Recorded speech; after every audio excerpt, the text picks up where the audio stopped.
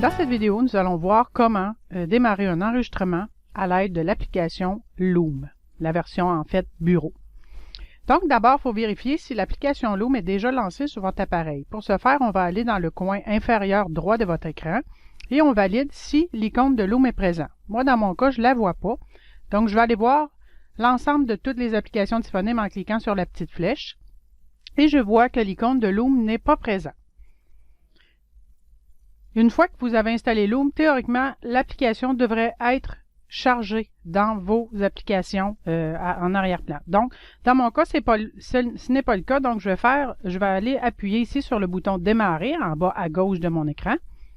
Et je vais écrire sur mon clavier les lettres L-O-O-M, le nom de l'application. Donc, vous voyez, j'ai fait une recherche Loom et l'application m'est apparue en tête de liste. Donc, je vais simplement cliquer sur Loom pour démarrer l'application.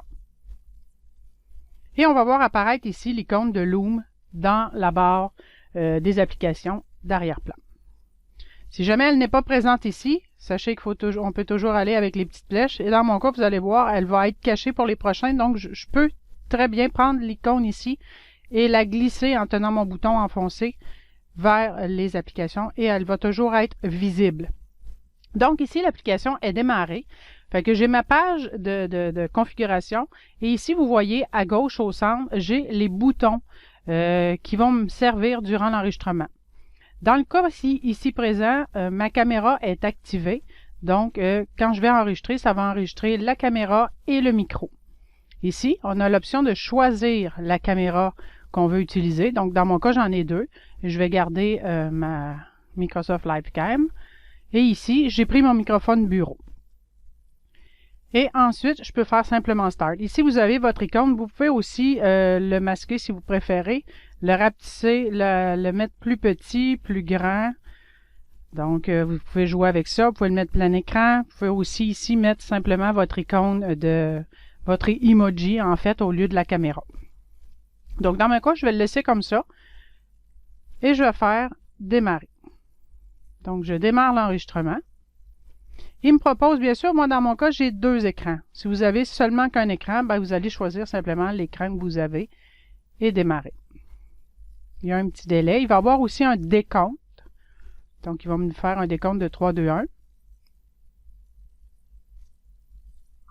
Il y a une petite sonorité qui est apparue. Ça a fait un petit ding. Donc, à partir de maintenant, je suis en enregistrement. Donc, tout ce que je vais faire à l'écran ici va être vu dans mon enregistrement.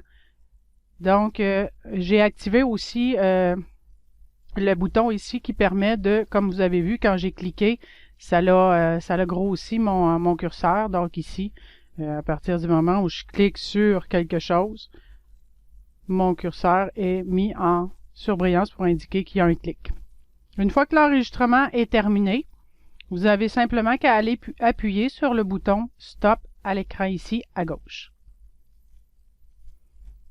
L'enregistrement se termine et la vidéo va être rendue disponible directement sur le site et va simplement s'ouvrir. Il y a un petit temps de compilation. Une fois que la vidéo est compilée, vous allez pouvoir la faire jouer.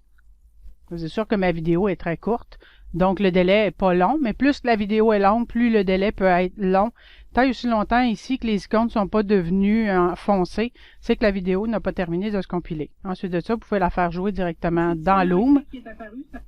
Donc ici, vous pouvez aussi faire une copie du lien et la partager directement.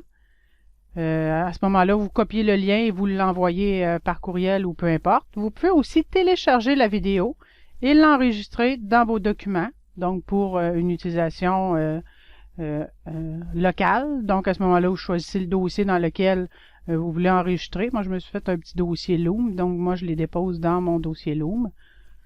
Et vous pouvez l'enregistrer simplement. Vous pouvez la renommer, lui donner un nom plus convivial. Donc ici, je vais faire juste test.